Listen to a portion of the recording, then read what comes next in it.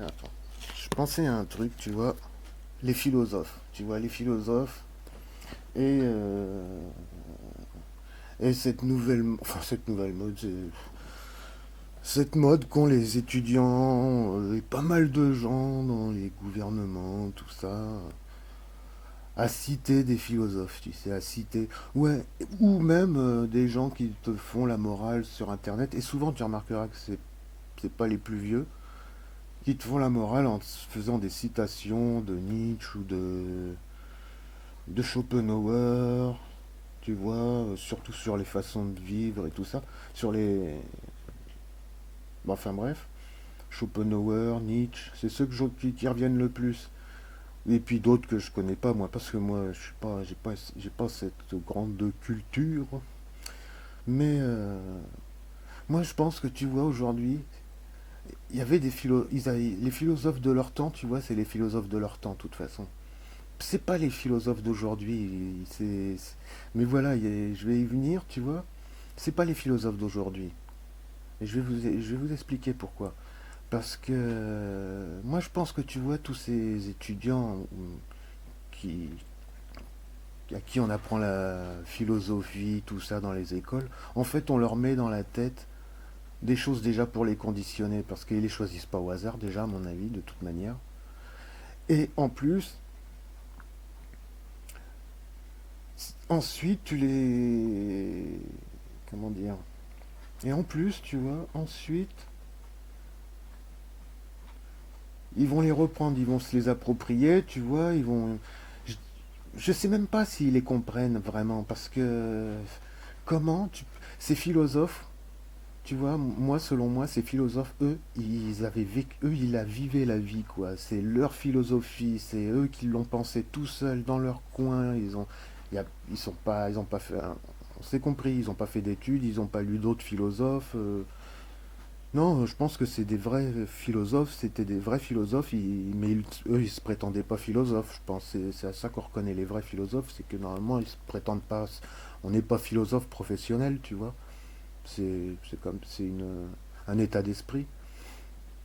Et, euh, et comment dire? Eux, ils vivaient leur époque, ils ont pensé tout ça. Enfin, même pour la plupart, je suis sûr ils vivaient dans des conditions difficiles.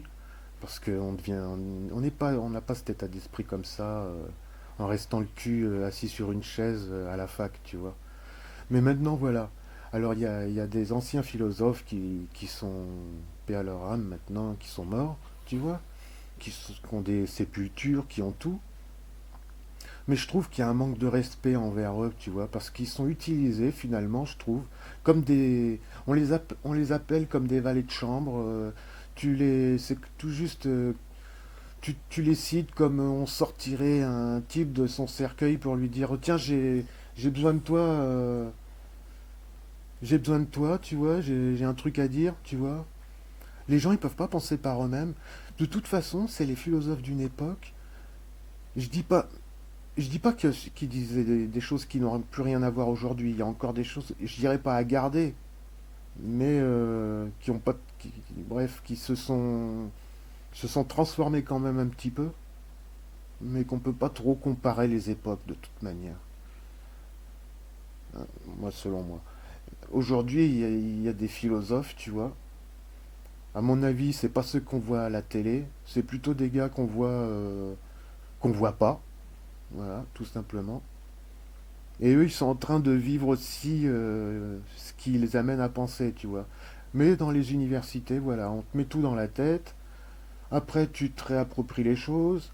Après, tu finis comme... comment il s'appelle l'autre Oh merde. Euh, Bref, pas d'importance. Tant mieux.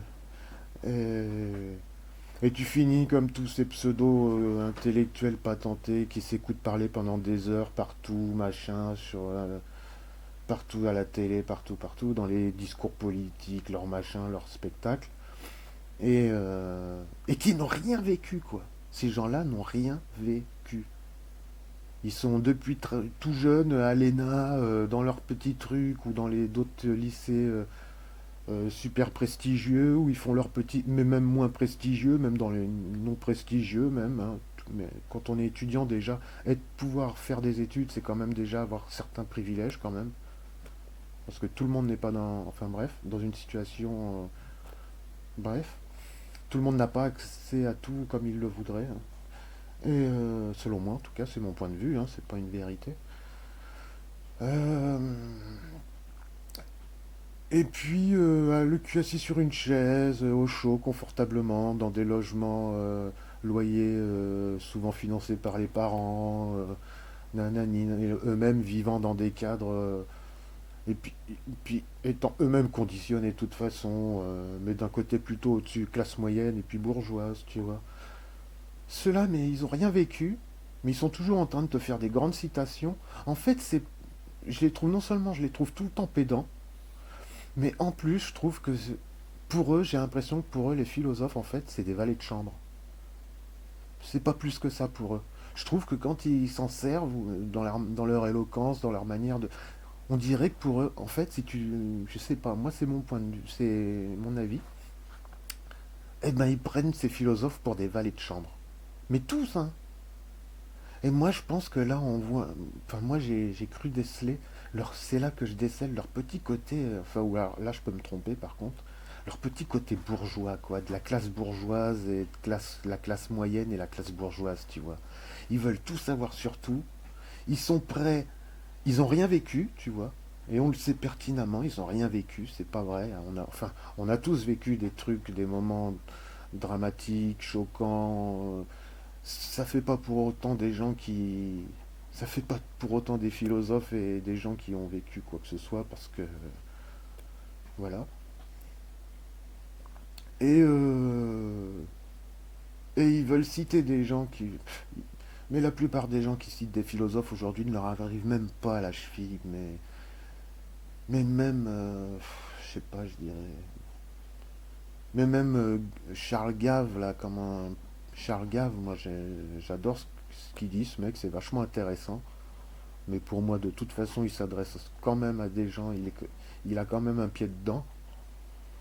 Donc Charles Gave, j'aime bien, mais c'est un des rares, tu vois, qui passe son temps à citer des philosophes ou des œuvres, mais qui n'a rien vécu, mais qui, lui, là, ça va dans son éloquence, on dirait qu'il a une certaine modestie face aux philosophes quand même, un certain respect, que tous les autres, je suis désolé, ils prennent les gens pour des valets de chambre. De toute façon, ils prennent tout le monde pour des valets de chambre.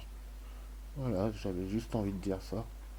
Bon, mais allez, à plus tard.